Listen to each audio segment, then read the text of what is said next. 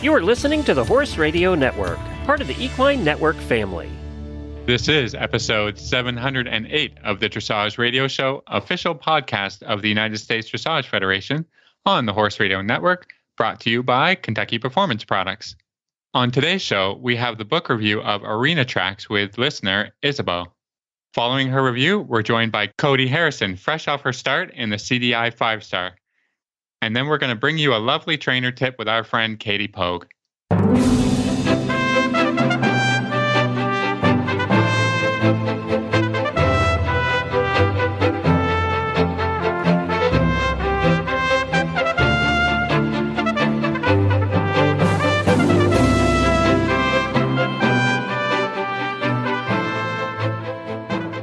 This is Reese Koffler-Stanfield from Loxahatchee, Florida. And this is Philip Parks from Rockwood, Ontario, and you're listening to the Dressage Radio Show. Hi, Phil. How are you? Well, I figured out how to make S's. Like I was just saying to these guys that, it takes a little while to get used to not having a tooth, but so far so good. And, I've been to see the dental surgeon, and I've been to see my own dentist, and we're going to get it all figured out. But tooth problems are no bueno. No, yeah, I hate the dentist. This is a real problem, and I'm going to have to get a dental implant and then a fake tooth for a while, and I think it's just a problem. Yeah. Oh, Phil. I know. No, not fun. I hate going to the dentist. I'm not going to lie. If that were me, I'd just be like, I just can't live without this. Like, I hate it when the horses have the dentist too. Oh, that noise. My mouth hurts. There's no reason for it. Twice a year. That's the one day I'm like, I'm going to let my manager do this. Like, I hate it. Yeah. I let my manager do tooth day. I can't ever do it. I hate it.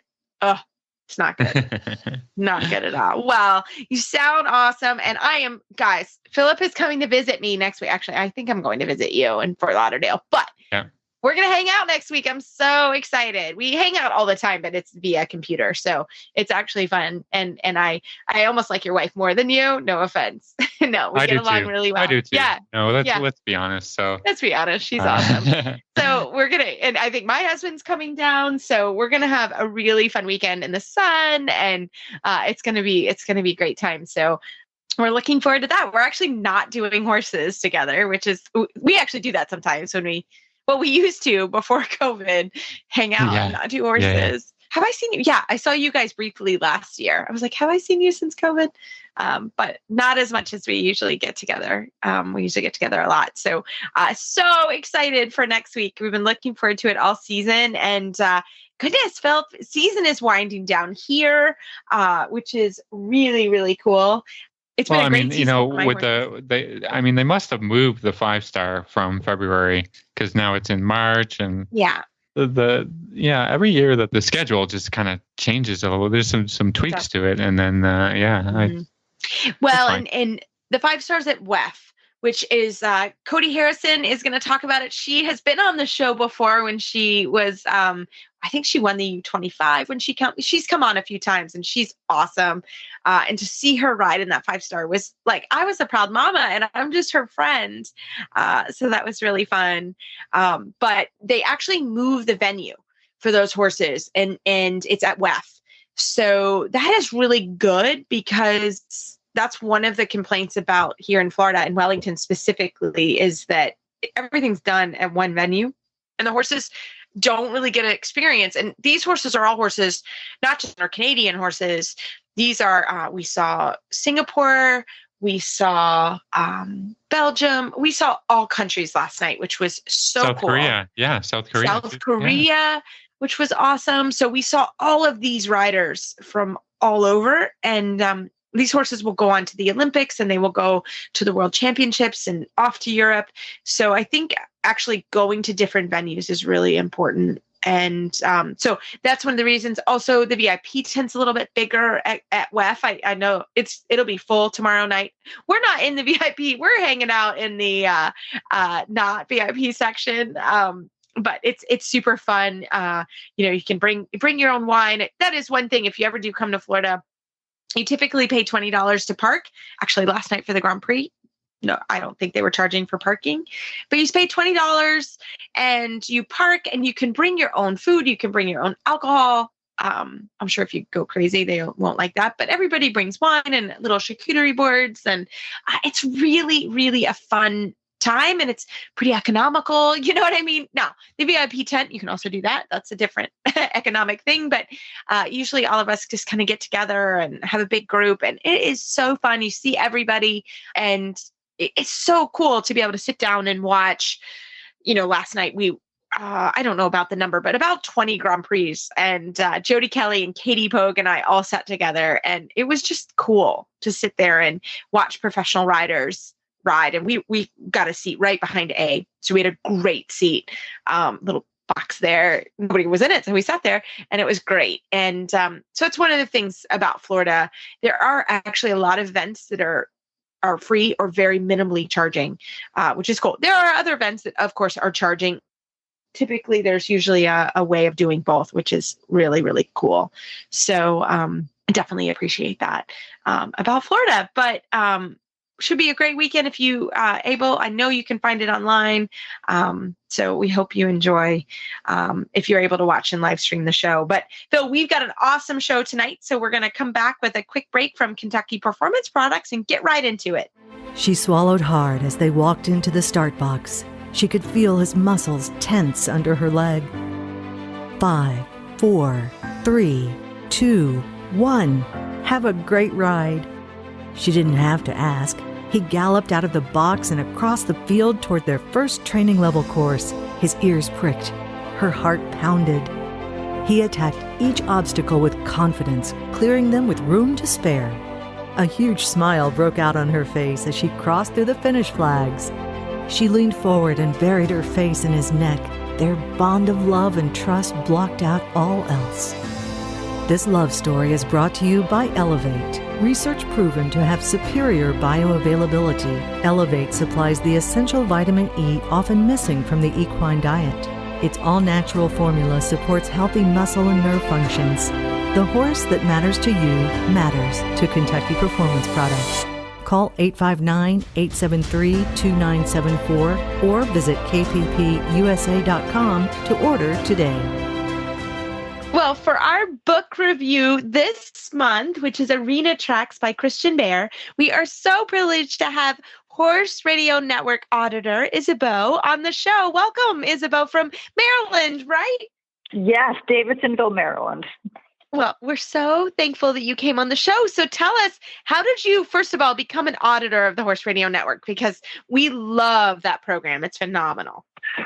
Yes, I was a Jamie and Glenn fan, and, was finally tempted, but I had to see what was in the Auditor Poag show. And then I think it might have been also Christmas time when I joined. And I was like, yes, I've been listening for a while. And the guilt finally got me. I'm like, I have to join up. Well, we're thankful, very thankful, because it helps keep us with shows rolling all the time. But tell everybody a little bit what you get by being an auditor, along with being able to do the book review for our show. The community is really nice. The Facebook page is nice. Checking in with everybody on a regular basis is nice. It was fun when they sold to whatever it is, a larger company that purchased them. That was neat. I just happened to luck into. I signed up to be an auditor right before that happened. So that was exciting for Glenn, who had put so many years work into it for so many years. Yes, to be able to move up the food chain a bit. Yes, that was really nice for him. And it's a nice community, and I'm so happy to see so many shows, so much stuff devoted to horses on so many different topics. So a lot of what I get out of it is helping to support the horse community and everybody's diverse hobbies with it and everybody's participation in it. It's really fun just to be a part of it. Well, Isabeau, maybe you can tell us about yourself and about your riding, or whatever you're doing with the horses. Sure. So right now I'm a barn manager in Maryland. I spent the past year taking an online in-hand straightness training certification course to teach horses classical dressage in hand, which was all done online, which was lots of fun and very interesting. I learned how awesome it is to pivot all of your work every day so that you can video review it. If anybody does not have a pivot and you're really serious about improving whatever you do with your horses, whether you're clicker training or obstacle training or whatever you're doing, pivot is a must-have tool. Having a video of all of your work will change your life. And so right now I'm barn managing at a largely dressage barn and training my one horse. I have a 17 one-hand KWPN gelding. On his papers, his registered name is Lucky. So I'm stuck with his name as Lucky. I love that name. I love Lucky. Sounds like you guys, he's very lucky to have you. He is very lucky. He's got a nice middle-aged lady to spoil him rotten. Yeah. It's true. And I will second you on the pivot, because I will say one of the great things about the pivot is all my students have them now. So if I'm here or I'm traveling, we can still keep their lesson time. And that's been phenomenal, because I can still keep an eye on them while I'm here in Wellington. And I think it's a great tool. And they can also video themselves and send it to me if something's going wrong or whatever. It just opens up a lot of things. So I second you on the pivot. It's a very good investment. They have sales a lot, actually. Sometimes they're not that expensive on sale. I think around last holiday season, it was $100, which for what you get out of it is practically free, quite frankly. Yeah. No, it's there are other systems for sure. Yes. But I am with you. I found pretty good luck, and we are not sponsored by Pivot, but we are not, but we should talk. Yeah. Yes, we should talk to them. No, I did try a solo shot. I had a solo shot too, and I got some use out of that. And I know some people who tried the Pixio. It didn't seem to hold up. For right now, the pivot really does seem to be the most functional tool for most folks. Yeah, I agree. And it's pretty easy to use. We've all figured it out, which is awesome. So we'll give an endorsement to that. Well, Isabeau, tell us about your experience with the book club of the month book, Arena Tracks by Christian Baier. You know, this book is awesome. It's way more dense than I was expecting. Also starting out from the very, very basics, which was really fantastic. Starting out with a couple dozen pages here, started describing the very basic figures in the arena, alongside quarter lines, basic circles, basic changes of direction, and getting basic circle and reverses, and then getting gradually more and more complicated. So anybody in any discipline could really benefit from the first beginning couple of dozen pages. If you're a jumper rider, then you're going to love the rest, which very gradually builds up serpentine and then jump courses. It is really extensive. It's a nice, tidy size. It's hard. The copy they sent me is hardcover, which is great, and it's not overly large. Like, it's smaller than an 8x12 piece of paper. So it's a nice, convenient size. But yeah, it has lots of exercises that I'd seen covered in books over time, but they are all very conveniently placed here. No, this is a nice little book to have around. Yeah, I agree completely. And I think it's one of those books that even if you don't jump, like I don't jump, but I do polls. And we actually laid some out the other day. Like, wow, we're going to review this book. Let's do this. And it was kind of fun because, you know, again, here in Wellington, we're kind of stuck where we are unless we go off the property. So to be able to put out some polls and do some different exercises, I think is really fun. But also, like you said, the basic, just looking at the exercises, right? And thinking about what you're doing, I think is really helpful because it goes through half circles and teardrops and 10-meter circles and 15-meter circles. And I think that's so important because, you know, we are moving towards show season, which is crazy. It's almost the end of March and it's warming up everywhere. And to be able to review this, I think is really, really helpful. And I actually copied a couple pages for my student that's down here with me because she was having some trouble with spatial arrangements. And I think sometimes the visual of what it is and what we're asking is incredibly helpful. For students, it's incredibly helpful. Like on page 121, there's a diagram of just a single pole in the arena, and it shows the multiple tracks you could take to get to that pole. So for students, this would be very useful. You know, I hit up on YouTube and Facebook. There's lots of different people with websites and books using all kinds of pole exercises. A lot of them, though, have got like 60 poles out in the ring. Yeah. Which is a lot of poles to have to move around. And looks cool. But I'm like, if you have 4 teenagers who can move all those poles around for you, that would be great. But this book is really much more about learning to take the paths to the jumps. It's not about building kind of monster complex pole courses. It's about, this is the many different ways you could take to get from here to there. Yeah, and what I really like is how it explains, certainly within the pole exercise, it explains, why, what distances you're setting them apart and why you want to be able to ride some trot poles and then ride some canter poles. And, this is great stuff for dressage people too.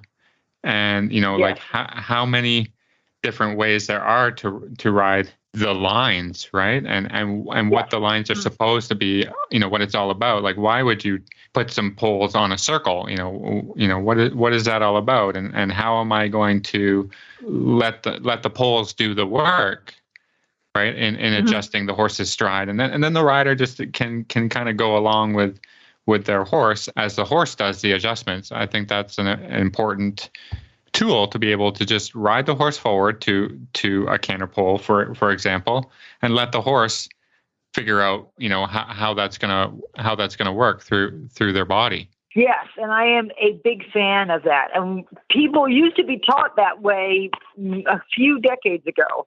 It was much more of it's the rider's job to stay out of the horse's way.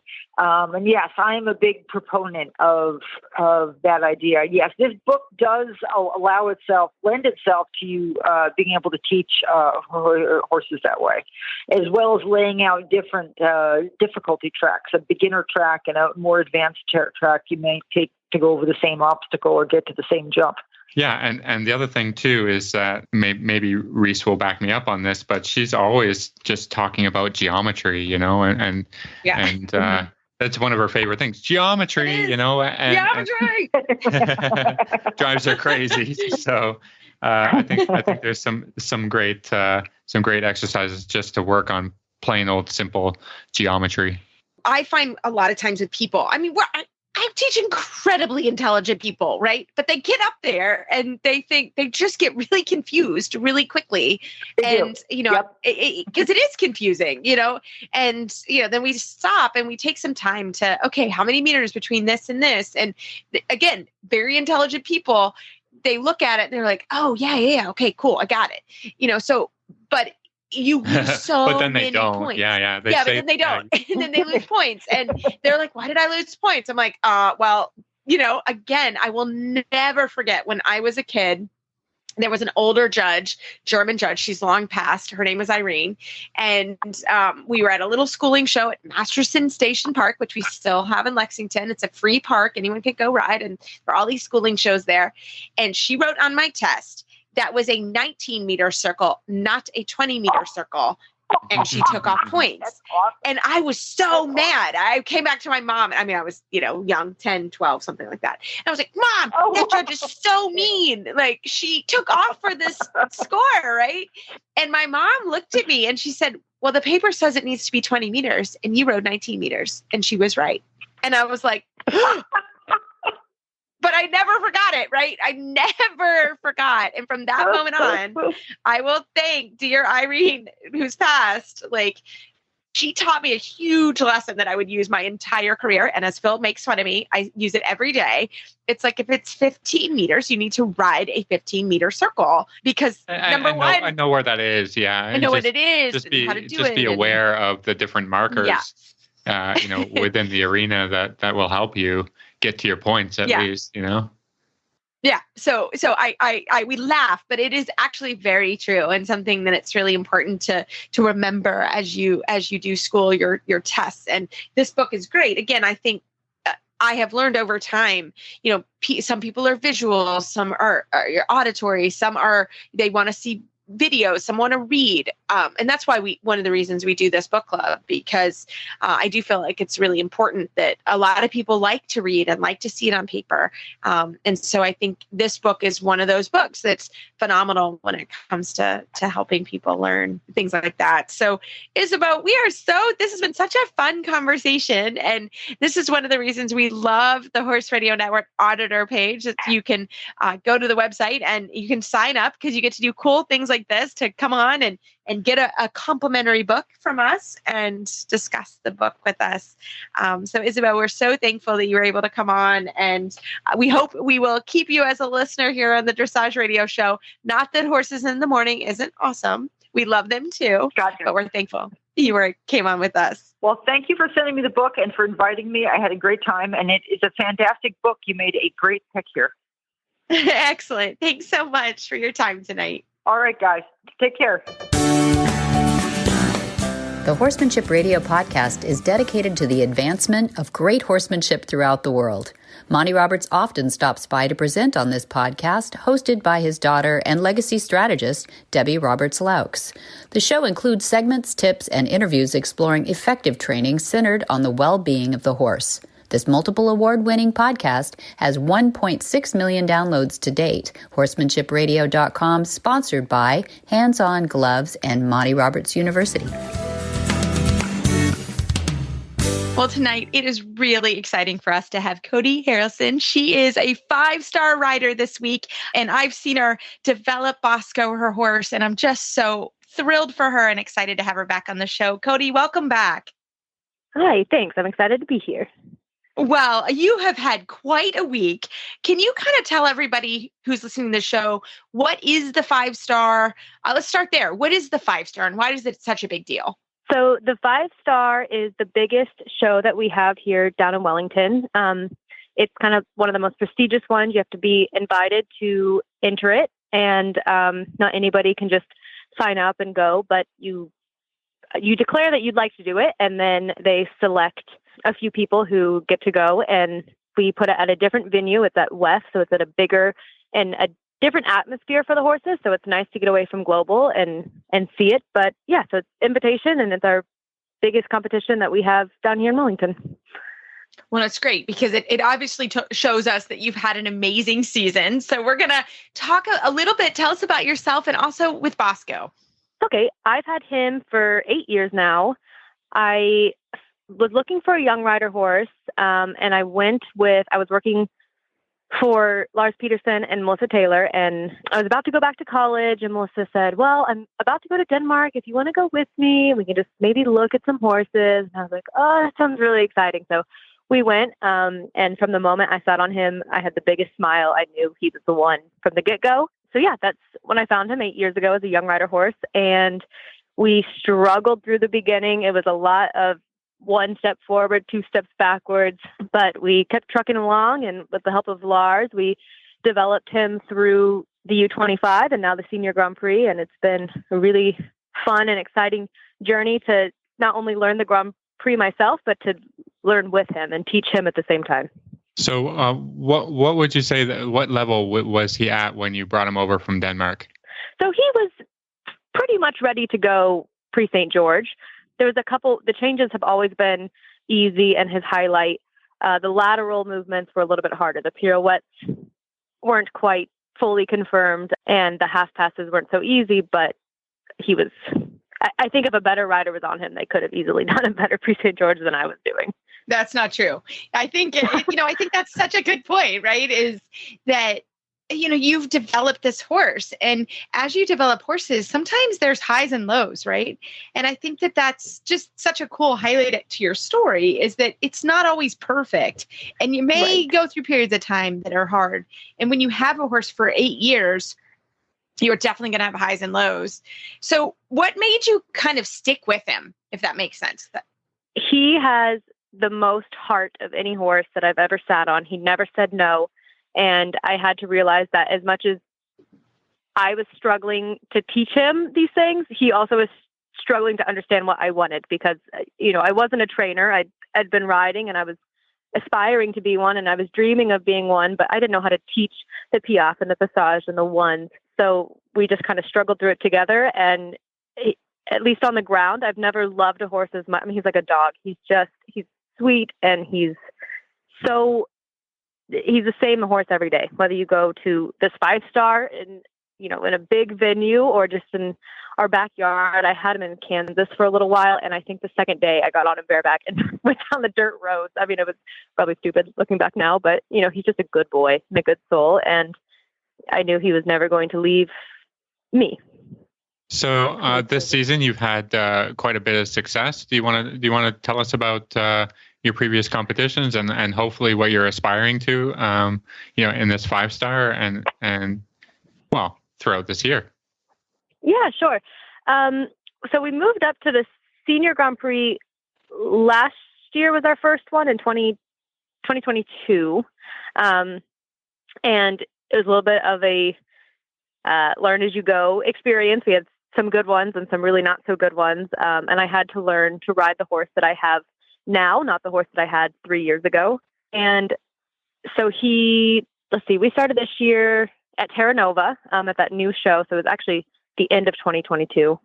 And he was so good. Again, it was a new venue. It was a little bit cooler. He was really excited. And I think that was one of our best outings, or it was a good confidence builder going into this season. And then he just kept improving. Our first show, I think, was week 1. And I think we got a personal best in our Grand Prix.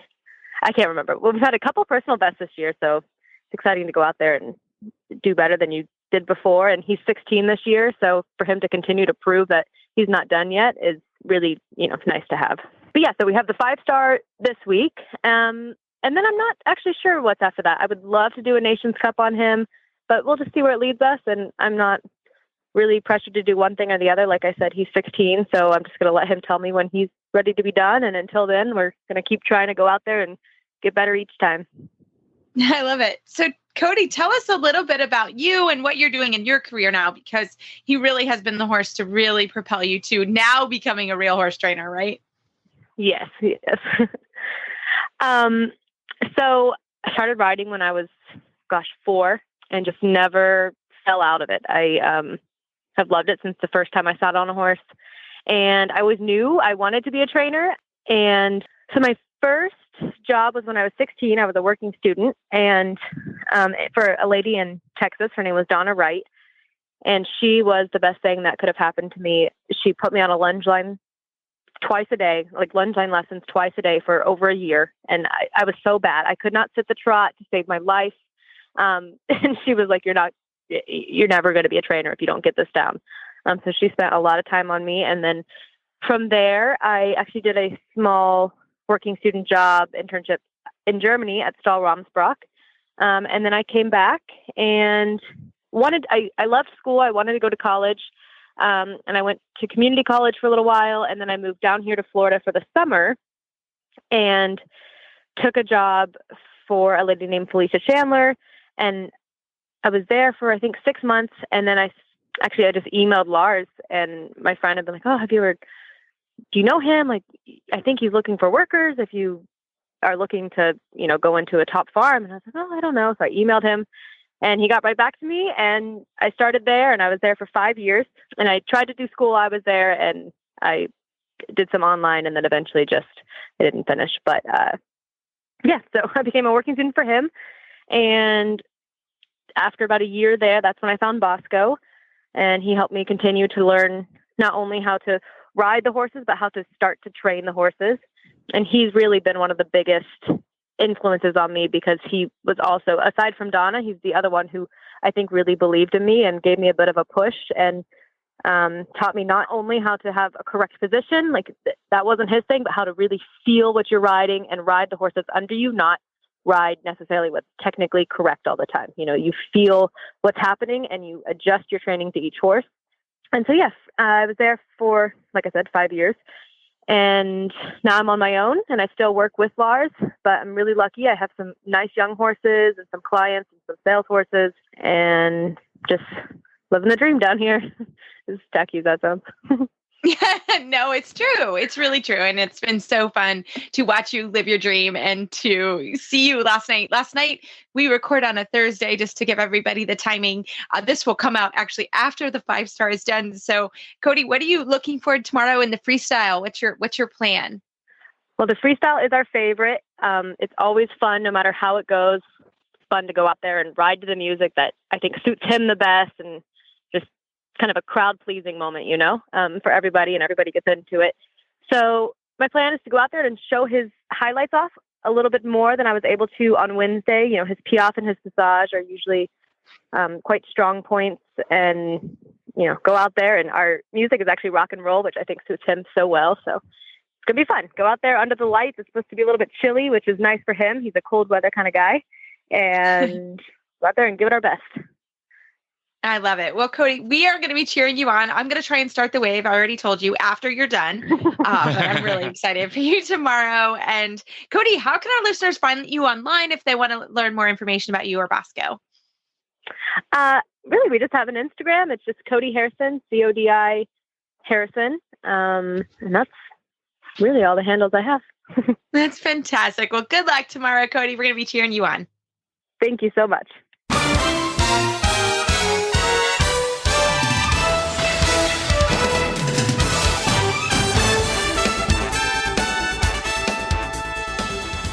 Well, tonight we have a great judge's tip from Katie Poag. Currently, she's a small R judge, but she's working on her large R. Katie, welcome back to the show. Thank you for having me. Well, you've been working with these new tips. You're coming down here in a couple weeks for your large R, working toward that license. So talk to us. I know you have great tips for us, so I'll let you get started. My tip for today is in thinking about your tests and whether you're watching things from a judge's perspective or even watching your students as a trainer go through the test, and you want them to bring out the most and not lose easy points. I suggest to think about your test as a story. And as you're writing your test, each movement is like a sentence, and you have to complete each movement. You have to make it to the rail at your half pass. You have to make it to that letter for a transition and finish that circle and make things accurate.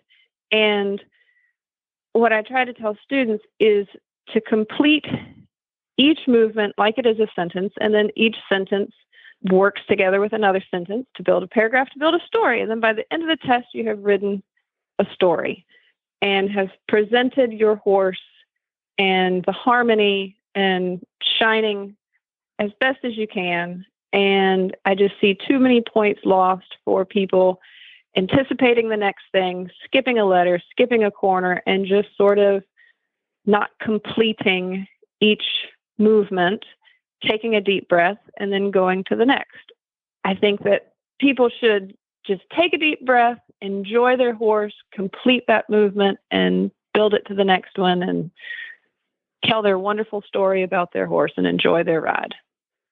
I like this advice. I was just thinking about your metaphor, and your sentences also should have punctuation, right? So yes. if you're writing a maybe it's a highlight movement for you is extended trot.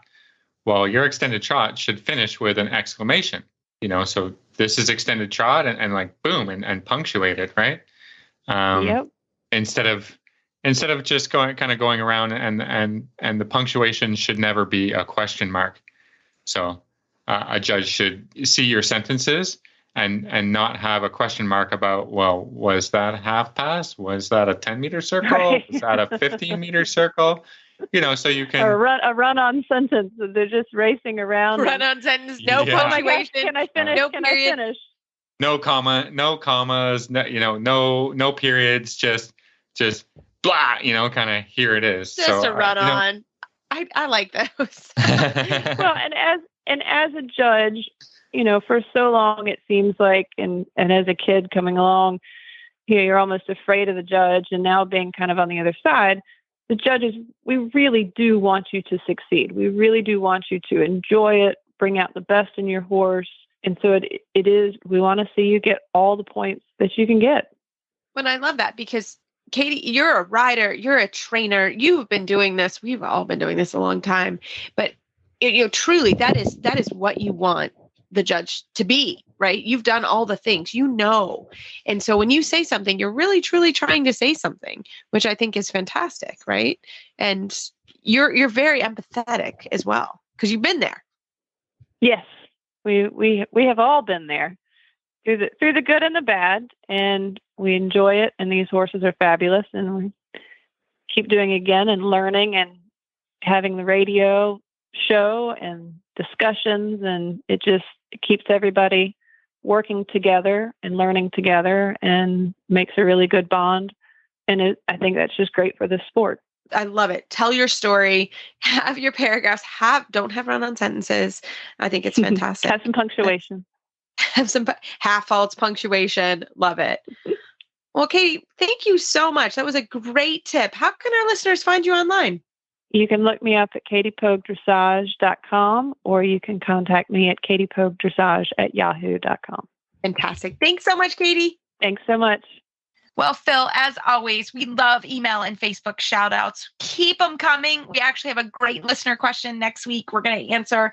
So we love them. We read them and we get them in the queue and get great people to answer them. And as always, you can find our show notes and links to today's guests on our website, dressageradio.com. Like us on Facebook, just search Dressage Radio Show. Follow us on Twitter at Horse Radio. My website is maplecrestfarmky.com, and my email is reese@horseradionetwork.com. I think the best way to find me is probably through Facebook, or my email is philip@horseradionetwork.com. I'd like to thank our sponsors this week for allowing us to put on a great show. That's Kentucky Performance Products. If you'd like to support our show and the Horse Radio Network, you can do that through the Auditor program found at horseradionetwork.com. Everybody, keep your heels down and your shoulders back, and we will talk to you next week.